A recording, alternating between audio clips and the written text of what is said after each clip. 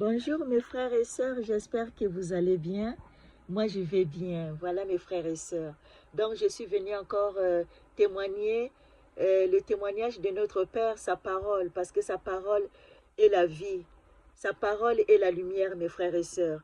Donc je suis venue encore partager sa parole qui nous éclaire mes frères et sœurs, qui nous enlève les écailles de nos yeux et pour voir clair mes frères et sœurs. Donc sa parole est là pour nous éclairer. Donc, on va lire dans Ézéchiel chapitre 22, verset 26. Je lis au nom de Jésus-Christ. Ces sacrificateurs violent ma loi et profanent mes sanctuaires. Ils ne distinguent pas ce qui est saint de ce qui est profane. Ils ne font pas connaître la différence entre ce qui est impur et ce qui est pur. Ils détournent les yeux de mes sabbats et je suis profané au milieu d'eux. On va lire encore Ézéchiel chapitre 22, versets 27 à 28. Ces chefs sont dans son sein, comme des loups qui déchirent leur proie. Ils répandent le sang perdant les âmes pour assouvir leur cupidité. Et ces prophètes ont pour eux des enduits de plâtre, de vaines visions, des oracles menteurs. Ils disent ainsi parle le Seigneur l'Éternel, et l'Éternel ne leur a point parlé. Voyez-vous mes frères et sœurs, donc dans notre marche avec Jésus-Christ, on est là de marcher selon la parole de notre Père et de le mettre en pratique mes frères et sœurs. On ne doit pas écouter d'autres évangiles. Mes frères et sœurs, on doit écouter que l'évangile de notre Père Jésus-Christ, le roi des rois.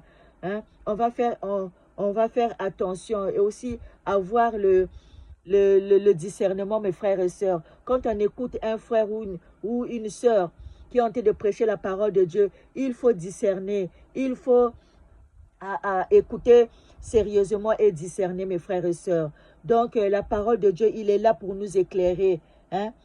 L'autre, l'évangile de la prospérité, tout ça, ce sont des évangiles de démons, mes frères et sœurs. Faisons attention à qui nous tendons nos oreilles.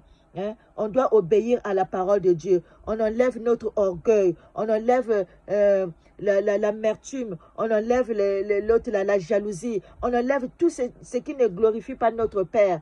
Hein? On doit marcher selon l'esprit. Mes frères et sœurs, moi quand je viens, j'insiste, il faut lire la parole de Dieu. Parce que la parole de Dieu, c'est une nourriture qu'on doit le manger tous les jours. Parce que c'est sa parole qui nous donne la vie. C'est notre Père qui donne la vie. C'est lui qui est le chemin, la vérité et la vie. C'est lui qui est venu nous montrer le chemin, mes frères et sœurs. Parce que lui, il a dit, je suis le chemin, la vérité et la vie. Donc, en écoutant sa parole, et aussi on les met en pratique, mes frères et sœurs. On doit prier sans cesse. On doit marcher comme notre Père, il nous a demandé de marcher.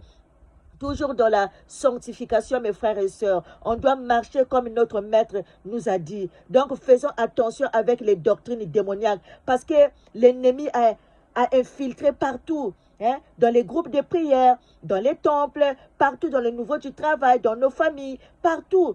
Donc, il faut avoir le discernement, mes frères et sœurs. Hein, mes frères.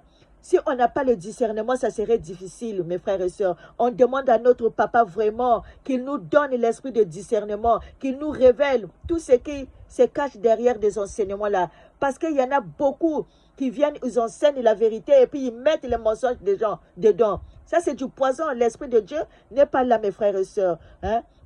Donc, un enfant de Dieu, c'est lui-là qui écoute la parole de Dieu et qui le met en pratique.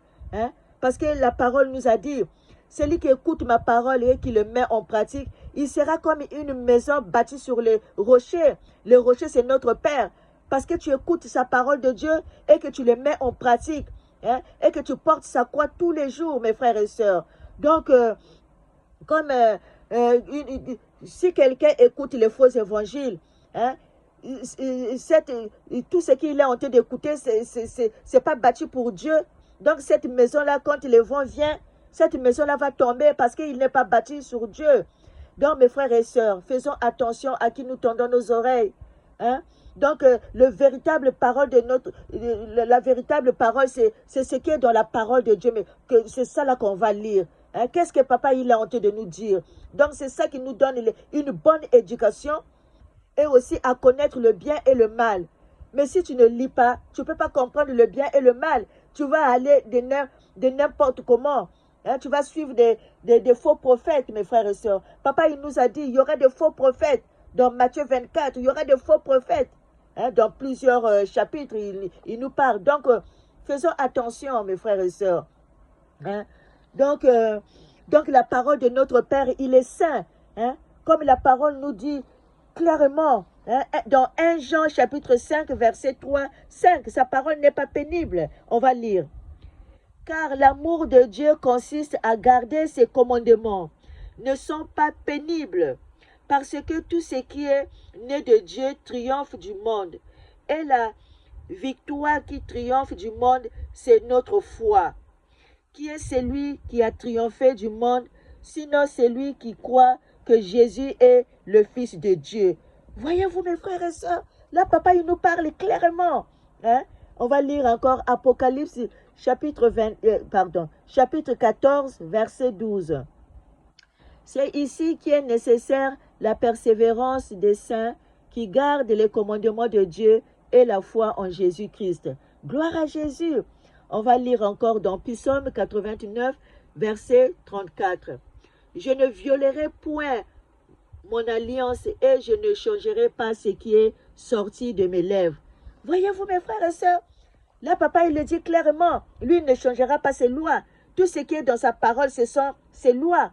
Donc, personne ne peut pas enlever ni ajouter, mes frères et sœurs. Parce que lui, il a dit, j'étais hier, aujourd'hui et éternellement. Donc, personne ne peut pas changer la parole de notre Père. Lui-même, il a dit là, je viens de le lire, je ne changerai pas ce qui est sorti de mes lèvres. Voyez-vous, mes frères et sœurs? Donc, pour les personnes qui viennent vous dire que voilà, parce qu'on a reçu la grâce et qu'on ne doit pas observer les 10 commandements de Dieu. Ah, mes frères et sœurs, vous êtes dans l'erreur parce que c'est un péché. Pour quelqu'un qui ne connaît pas les commandements de notre Père, qui ne observe pas, c'est un grand péché, mes frères et sœurs. C'est qu'il est en train de jeter Dieu, parce que c'est Dieu qui est en train de nous parler.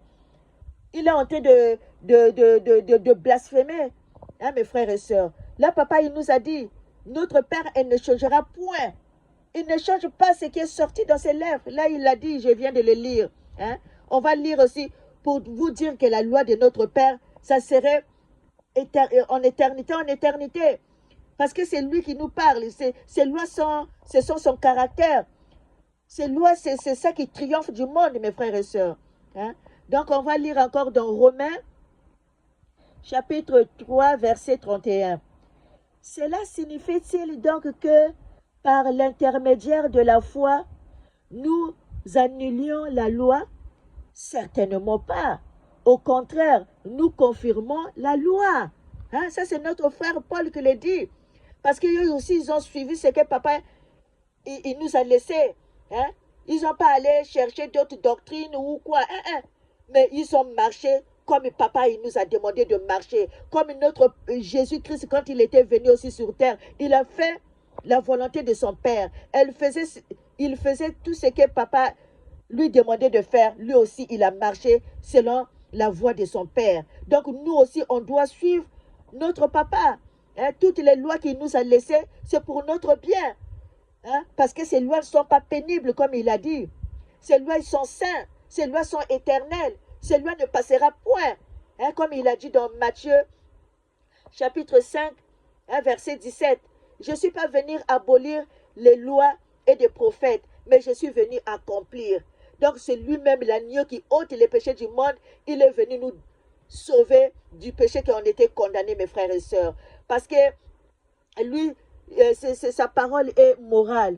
Tout ce qui est moral de notre Père, ça ne passera jamais.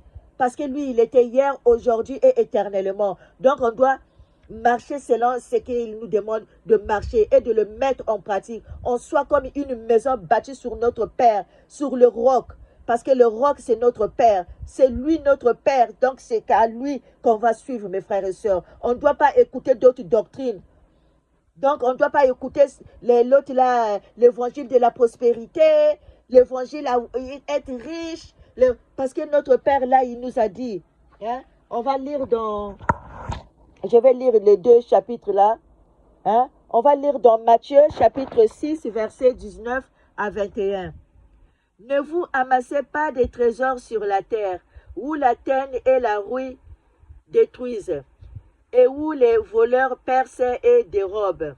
Mais amassez-vous des trésors dans le ciel, où la teigne et la ruine ne détruisent point, et où les voleurs ne percent ni ne dérobent. Car là où est ton trésor, là aussi sera ton cœur.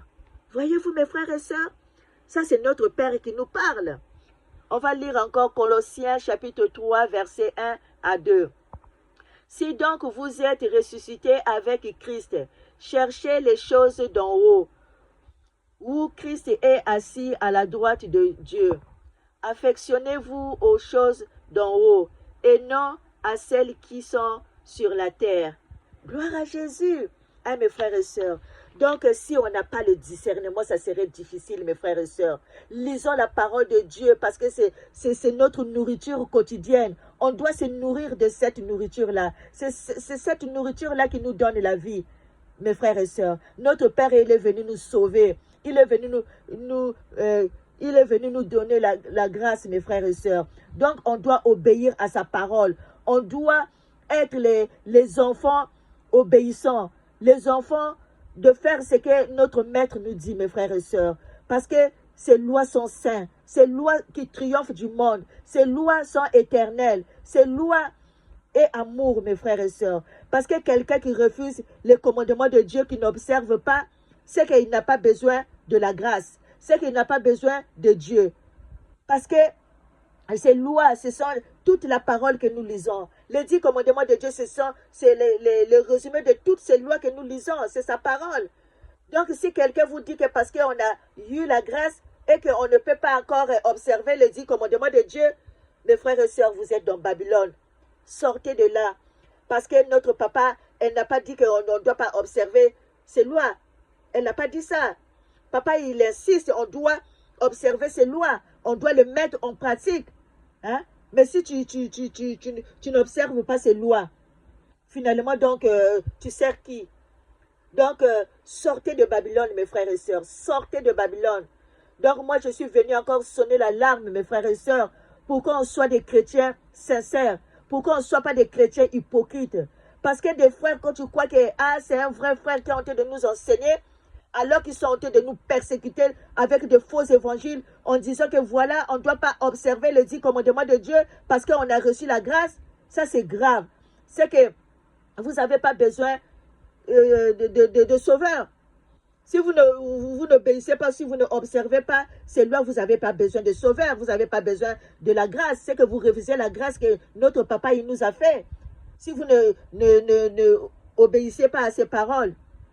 Donc, notre Père, il est clair, il l'a dit. Donc, sans blablater, parce que papa, il nous a tout dit. Donc, on doit suivre notre maître et mettre sa parole en pratique. Et aussi, prier sans cesse, mener toujours la vie de sanctification, parce que c'est très important. Parce que sans la sanctification, nul ne verra Dieu. Donc, voilà, mes frères et sœurs. Donc, on va finir avec ce chapitre, le chapitre de Psaume 111, versets 7 à 9. Les œuvres de ses mains sont fidélité et justice. Toutes ses ordonnances sont véritables, affermies pour l'éternité, faites avec fidélité et droiture. Il a envoyé la délivrance à son peuple. Il a établi pour toujours son alliance. Son nom est saint et redoutable. Amen. Que la lumière de notre Père nous éclaire au nom de Jésus-Christ. Amen.